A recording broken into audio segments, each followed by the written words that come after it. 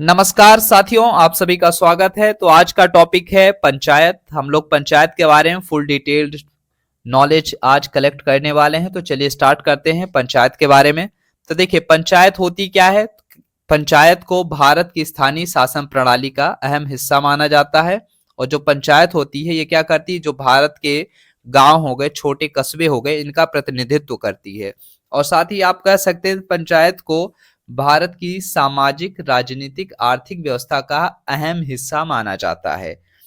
अब इसके शुरुआती दौर की बात करें तो पंचायती राज अधिनियम आप देखते हैं तो 73वां संविधान संशोधन किया जाता है। ये कब किया जाता है? 1992 में। और 24 अप्रैल 1993 से क्या होता है, पूरे भारतवर्ष में आपको लागू होते हुए दिख जाती है क्या, पंचायत प्रणाली। ठीक है। अब इससे पहले भी लागू रही है, जैसे राजस्थान का नागौर जिला, ये सब चीजें हैं। लेकिन आप याद रखना, पूरे भारत, संपूर्ण भारत में लागू होती है 24 अप्रैल 1993 को। यही वजह है कि 24 अप्रैल को राष्ट्रीय पंचायती राज दिवस के रूप में भी मनाया जाता है। और एक बात और याद रखना है दोस्तों, जो पंचायत है आपका, इसे स्थानीय स्वशासन भी कहा जाता है। ठीक है। और नेक्स्ट अगर हम बात करते हैं पीडीआई की, तो पंचायत डेवलपमेंट इंडेक्स की बात कर लेते हैं। तो देखिए, पंचायत डेवलपमेंट इंडेक्स केंद्रीय पंचायती राज मंत्रालय द्वारा जारी किया जाता है। और वहीं बात करते हैं, केंद्रीय पंचायती राज मंत्रालय मई 2004 में बनाया गया था। अब केंद्रीय पंचायती राज मंत्रालय कंप्लीट हो चुका है। अब बात करते हैं, जो ये पीडीआई की बात करते हैं, पंचायत डेवलपमेंट इंडेक्स है, यह सूचकांक पंचायतों द्वारा प्राप्त अंकों के माध्यम से पंचायतों की प्रगति की निगरानी एवं मूल्यांकन करने के लिए एक मैट्रिक्स प्रदान करता है। कौन? पीडीआई। ठीक है ना, पंचायत डेवलपमेंट इंडेक्स। और साथ ही साथ याद रखना है आपको, जो ये स्कोर मिलता है ये पंचायतों को रैंकिंग तो प्रदान करता है, और इन्हें 4 श्रेणियों में बांटा गया है रैंकिंग के आधार पर। ठीक है। तो जैसे जैसे वो स्कोर करते हैं उसी बेस पे इन्हें बांट दिया गया, ए बी सी डी में बांट दिया गया। ठीक है। अब ए कैटेगरी में कौन आएंगे? ए श्रेणी में तो वो पंचायतें आती हैं जिनका स्कोर 75% से लेके 90% तक होता है, वो ए श्रेणी में आती हैं।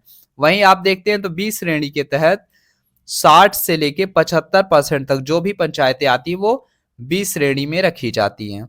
और नेक्स्ट आता है जो हमारा सी कैटेगरी, तो वो कहां से स्टार्ट होता है? तो 40% से लेके 60% तक सी श्रेणी में आती हैं। और वहीं डी श्रेणी में क्या होता है, 40% से कम जो स्कोर पाती हैं तो उन्हें किस में रखा जाता है? तो डी श्रेणी में रखा जाता है। तो आप याद रख लीजिएगा। उम्मीद करती है ये चीजें आपको समझ में आ गई होंगी।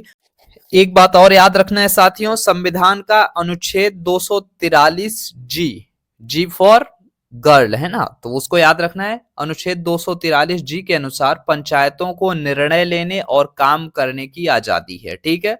अब देखिए, जो पीडीआई इंडेक्स बनता है, पंचायत डेवलपमेंट इंडेक्स, उसको क्या बनाने का जो आधार है, तो 6 क्षेत्रों के आधार पे पंचायतों का आकलन करता है। ठीक है। कौन? पंचायती राज मंत्रालय, केंद्रीय पंचायती राज मंत्रालय, याद रखना है।